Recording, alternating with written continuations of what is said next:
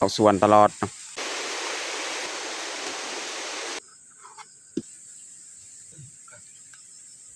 นี่มาเทบแม่อีกไซส์นี่เขา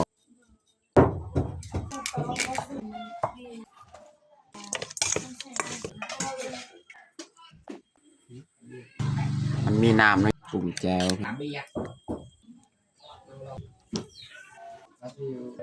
อย่าลืมกดไลค์กดแชร์และกดติดตามเด้อพี่น้อง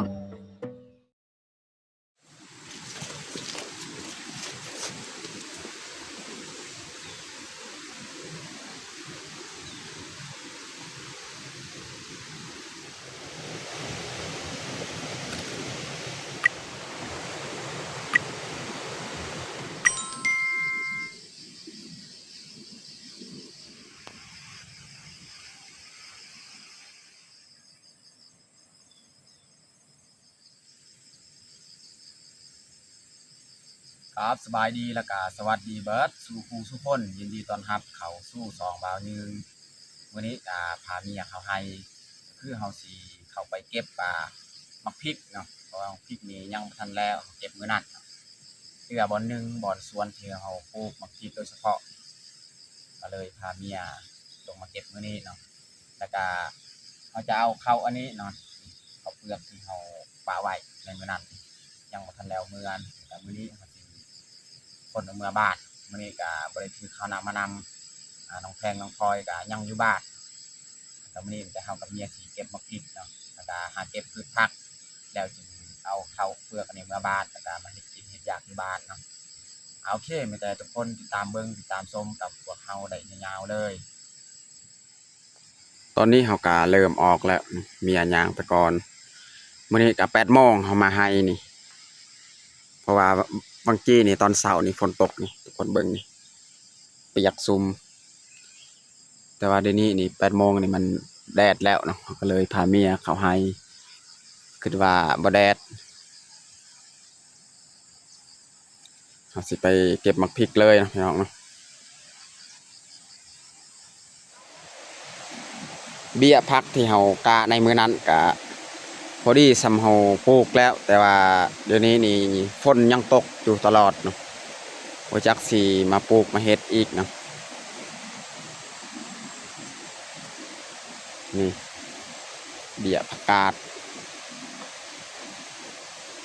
คุณและสวนมักพริกเฮาอยู่ลุมหั่นเนาะลงมาเก็บอยู่บ่อนแถวไฮนี่แม่นมื้อนั้นแหละเฮาเก็บเนาะมื้อก่อนๆหั่นเนาะ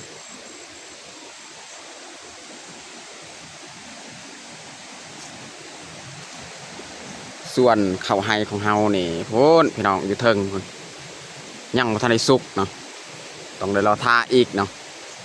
ถ้าว่าวิทย์ถ้าเอาพันธุ์อันนี้นี่เรือภาคเบิ่งฝุ่นอีกเนาะพันธุ์ข้าวเจ้าเบิ่งหั่นเนาะข้าวเจ้าในแห้งด้นคักเนาะยังบ่ทันได้สุกกำลังออกห่วงอันนี้ข้าวพันธุ์อันนี้ก็เรื่องๆแน่น่าจะประมาณอาทิตย์หนึ่งเอารอท่านี่สิได้เก็บเกี่ยวแล้วเอาสิไปเก็บมักพริกก้อนพี่น้อง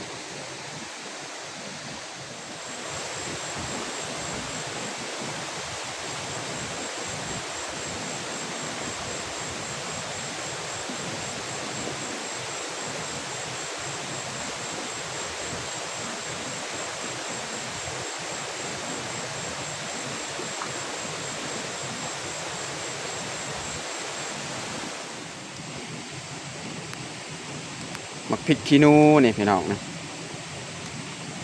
เม็ดน้อยๆมักพริกอันนี้เผ็ดแห้งเนี่ยมักเผ็ดอันนี้ใส่ซอง3 หน่วยกะเผ็ดแหละ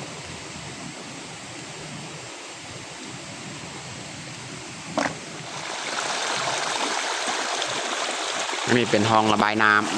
ำห้องระบายน้ำขุดเมื่อนั้น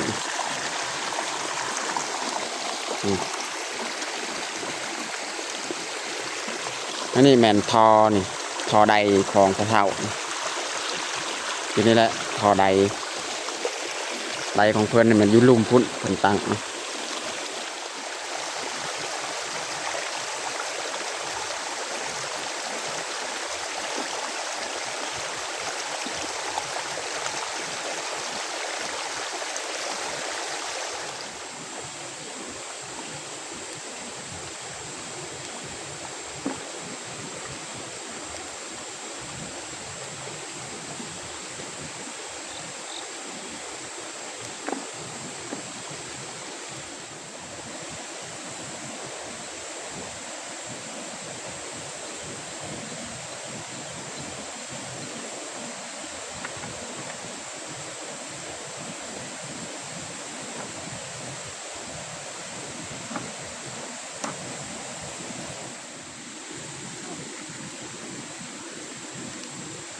เก็บมะเขือเยาว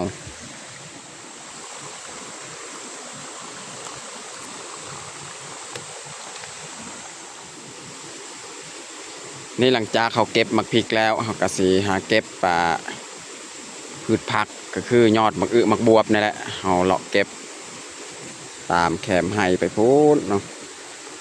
แล้วจึงค่อยกลับบ้าน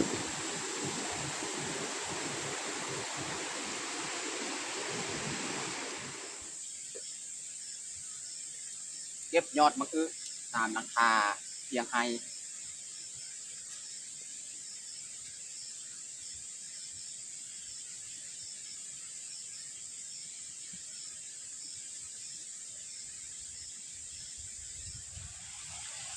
อ้อยของเฮานี่ก็ล่มเนาะเมื่อวานนี่ฝนตกแหงลมพัดแหงเมียจะตัดเอาเลยฮะอันนี้อ้อยอันนี้นี่น่าจะได้ตัดมากินนี่ประมาณเดือน2 เดือน3หมดแหละได้ตัดมากินแหละนี่อ้อยที่เขาปลูกนี่แถวนี้นี่มีมักพริกแล้วเขาปลูกนี่ตามสวนอ้อยนี่บางทีนี่แหละเขาเก็บเกี่ยวข้าวน้ำเนี่ยเขากาสีมาเสียหญ้าส่วนมักพริกส่วนอ้อยนี่แหละแถวนี้แหละเบียกของเฮานี่ติดเลยมีวันสิบริเฮ็ดเบียกเนาะพี่น้องเนาะอาชีพชาวไร่ชาวสวนต้องเลยดิ้นรนตลอดเข้าไร่เข้าสวนตลอดเนาะ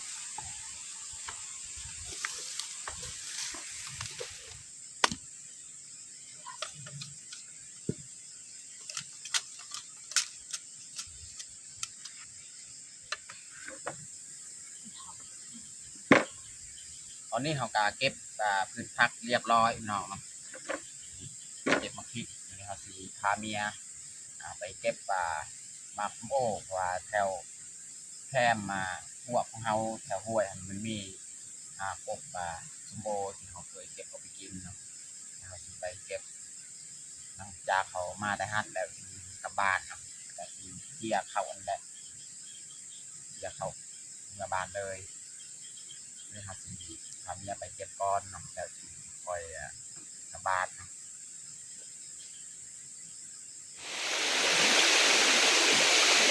โอ้ยอยู่เทิงพี่น้องนี่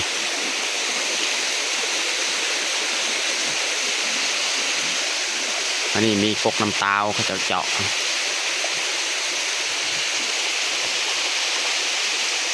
นี่อันนี้กกตาวหมากส้มโอ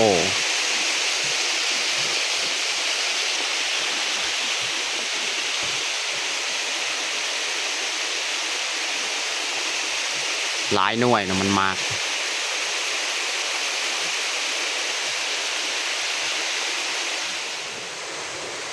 นี่พี่น้อง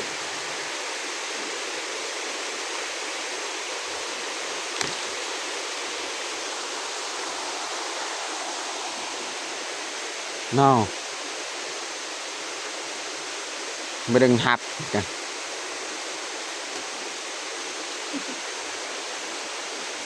ทางนี้กะหมากลายหน่วยเนาะ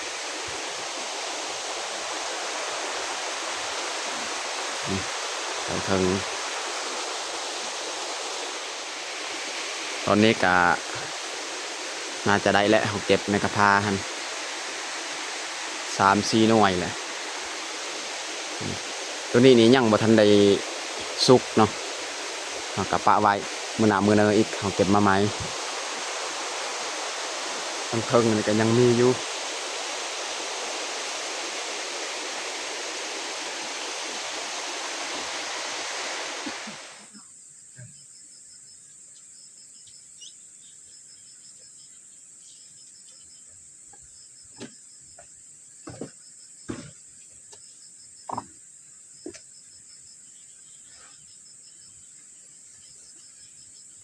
ตอนนี้เขากามาแต่ไปเก็บหมากสมโอเนาะเขาก็เก็บ4-5 หน่วยเพราะว่าช่วงนี้ก็มีช่วงเศร้าๆนี้แดดเนาะอยากกินส้มแต่ว่าจักหน่อยนี่1 โมง 2 โมงนี่ฝนตกป กติแบบนั้นเลยเนาะ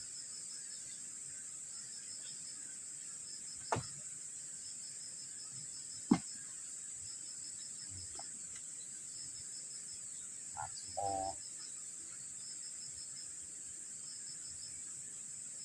หน่วย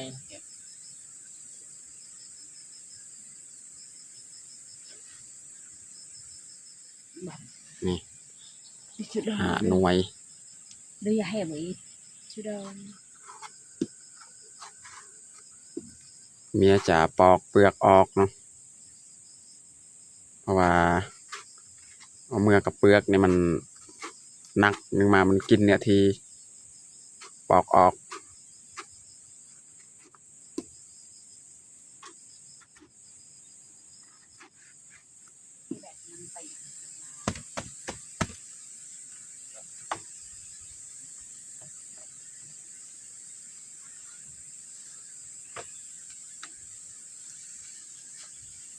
ตัวนี้เนี่ยเขาจะยัดใส่กระทาเมียเจียนี่เขาเจีย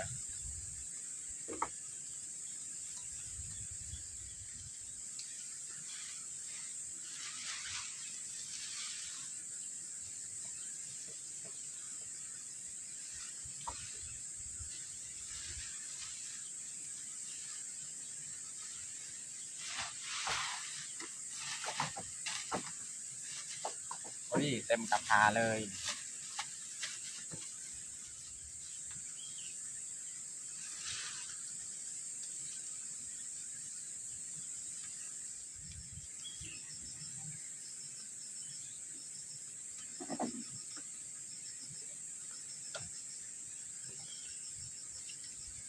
ตอนนี้ก็เรียบร้อยเอามัดเมียนเครื่องคอง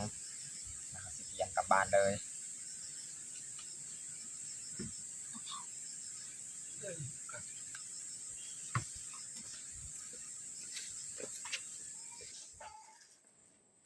ตอนนี้ก็มาฮอดบ้านพี่น้องเนาะส่วนมักพริกในกระดงหั่นเป็นมักพริกมือเก็บมือที่แล้วหั่นเนาะนี่มาเทบอลเดียวเลยแล้วจักหน่อยเฮาสิแยกมากสุกมากดิบแล้วจึงค่อยแบ่งให้พี่น้องพี่นุ่งเนาะพี่น้องเนาะเมียว่าสิแยกเอาหมากงามๆแดงๆนี่เอาไว้เฮ็ดแนวอีกอันนี้เมียจะแบ่งให้พี่น้องพี่นุ่งเนาะเพราะว่าเฮากับเมียก็พอได้เก็บกินแล้วแต่ว่าสิขายสิหยังก็บ่เป็นแต่เฮาจะเก็บกินแบบนี้แหละแบ่งปันให้พี่น้องพี่นุ่ง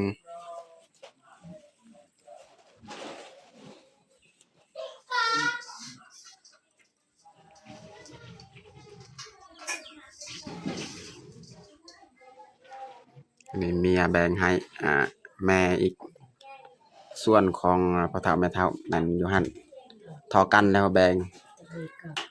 คนละถ้วยในกระทงหั่นเนาะส่วนอันนี้เนี่ยแม่นเมียว่าสิแยกตัวดิบนี่ตัวสุกนี่เอาไว้นี่แล้วก็ตัวดิบจักหน่อยนี่แยกไว้อยู่นี่แล้วก็แบ่งให้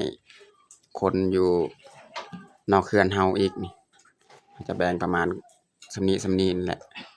จะแบ่งให้มากตัวดิบนี่มากตัวสุกแม่นเฮาจะแยกไว้อยู่นี่แล้วก็ตากแห้งอันบ่ดมอีกแล้วดูเฮาถึงอันดับนึงอันดับนึงตักดมĐâu cái đột là mình chở tự động ทำไมจอดจะหลัง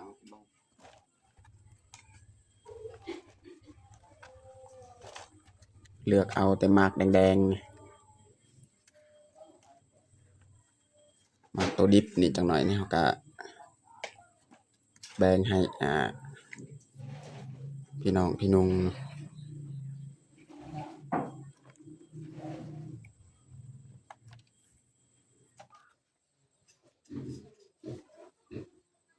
ตอนนี้ก็เมียแบ่งปันหมักพริกก็เรียบร้อยเนาะแล้วก็ส่วนตัวหมากแดงๆเมียเอาไปตากแล้วเนาะวันนี้เฮาสิมาเฮ็ดอาหารเที่ยงเลยเนาะแล้วก็มื้อนี้บ่าวนึงก็ บ่ได้ใส่เสื้อเนาะเพราะรู้สึกว่ามันร้อนๆก็เลยกดเสื้อปะโตแบบนี้แหละบ่ลายหาสีมาเฮ็ดอาหารเพียงเลยมื้อนี้ก็มีปลาพี่น้องเนาะเอาสีมาเฮ็ดหมกหม้อนี่แหละหมกหม้อปลาหรือว่าเอาสิอบเอานี่แหละ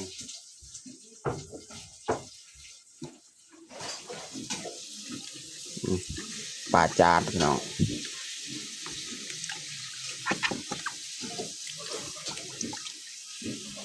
ไซส์นี่เขาเสาะออกเรียบร้อยแล้ว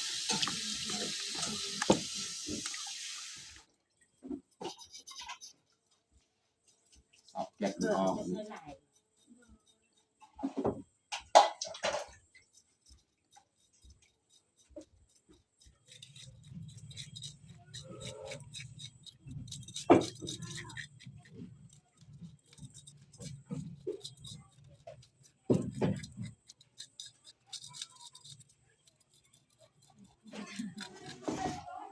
ตอนนี้ก็เรียบร้อยเอาละ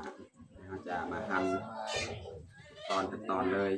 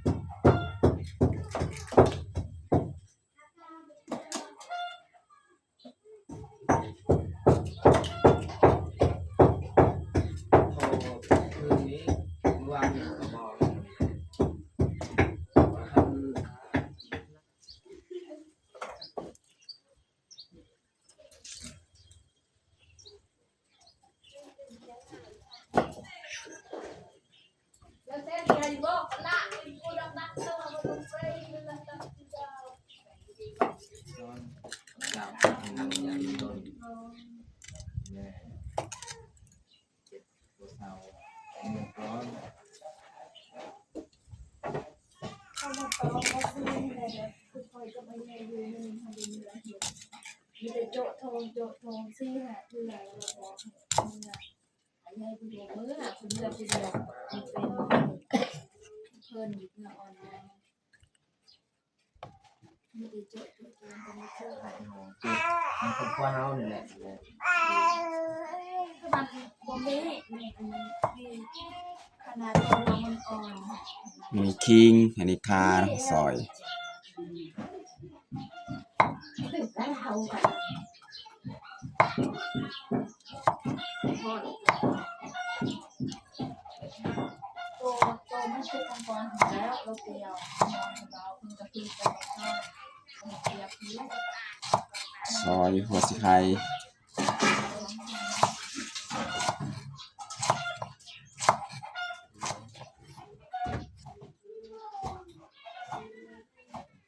อย่าไปใส่ไอซาลีเคยใส่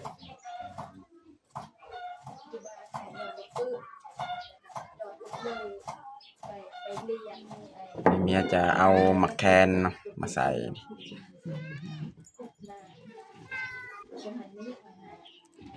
ก็จะใส่พวกกระเทียมพวกมะพริกเนาะ ย่างเทียม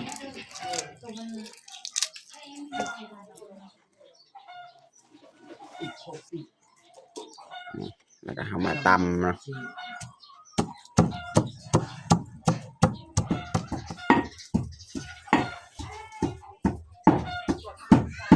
ปลาเลยว่าปลาสดมาใหม่ใส่ซ่า อันนี้เมียจะเริ่มปรุงเลยนะพี่น้องใส่มะพริกกระเทียมหัวสิไข่ตำก็ใส่เกลือใส่ผงนัวใส่ขิงใส่ข่าแล้วก็ใส่หอมเปรย์หอมปอมเลยใส่บนเดียวแหละแล้วก็ใส่น้ำปลาอีกเนาะ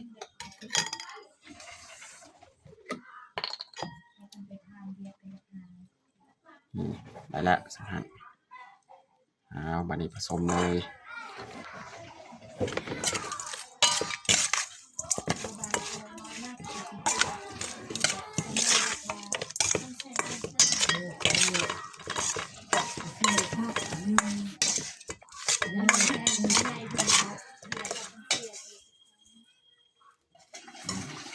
จะเอา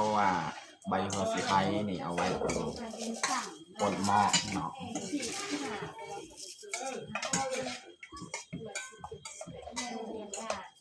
แต่จึงเอาปลาเนี่ยลงหม้อ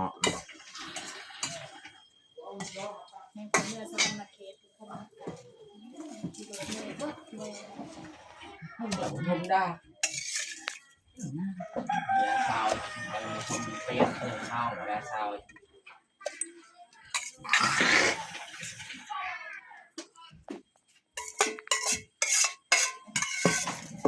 ดาบ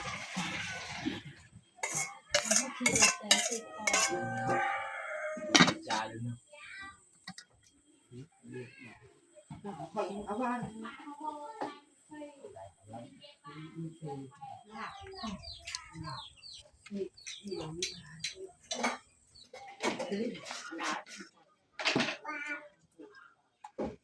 ำแก้วเนาะ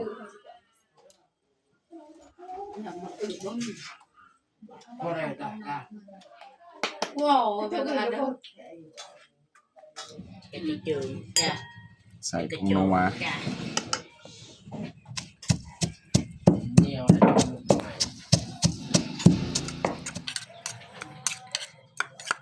ปรุงแก้วพี่น้อง ยังจะได้ไม่ทิ้ง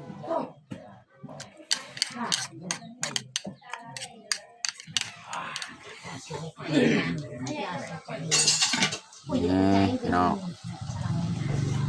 มันมีน้ำน้อยนึงอยู่ดุมเนาะตอนนี้ก็น่าจะไก่สิสุกแล้วพี่น้อง บุกการอะไรจริงยังมาเต็มค่ะเต็ม สุกเรียบร้อยพี่น้องเอ้ย เอาไปเลยบ้าง หมกเหมาะปลาของเฮา เปะกันมาต้นปลา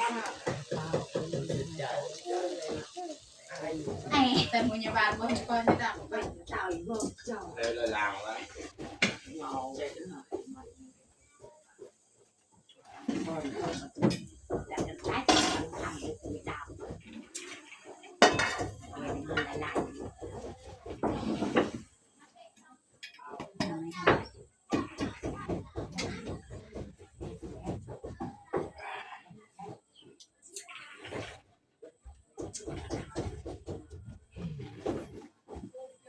คุณปลาดังจะเราอันก็คอย 50,000ไม่ได้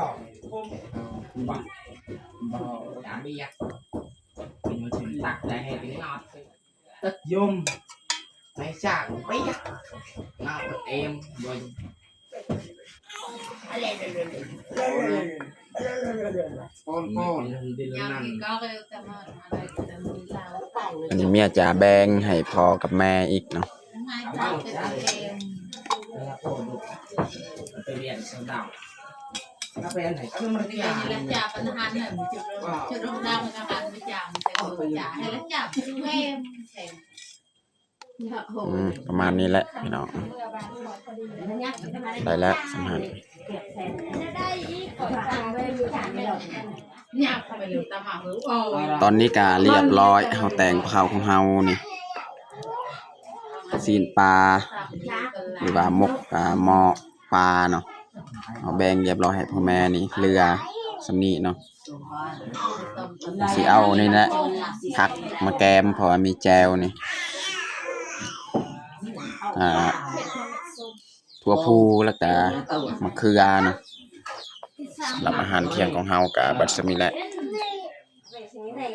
ตอนนี้ก็เรียบร้อยเอาแต่งข้าวของเฮาวันนี้เขาจะลงมือกินข้าวเที่ยงเลยเอามาทุกคนกินข้าวเที่ยงนำกัน ยัง บางตรงนี้แหละครับ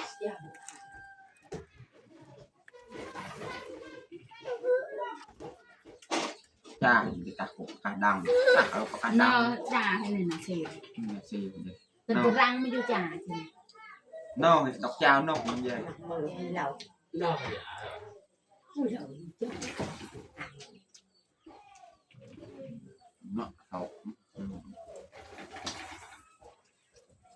sau thì mình đã nâu sau ăn phải chứ ở sau và sau là sự đa thì ở đây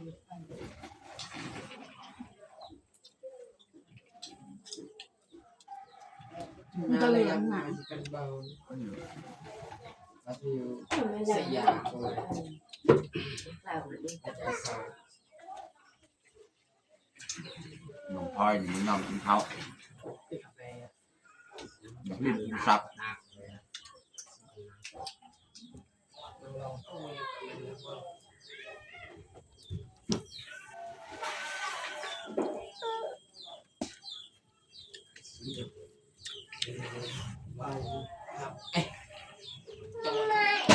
เอ้ยคนเลยจะมาคนอาจารย์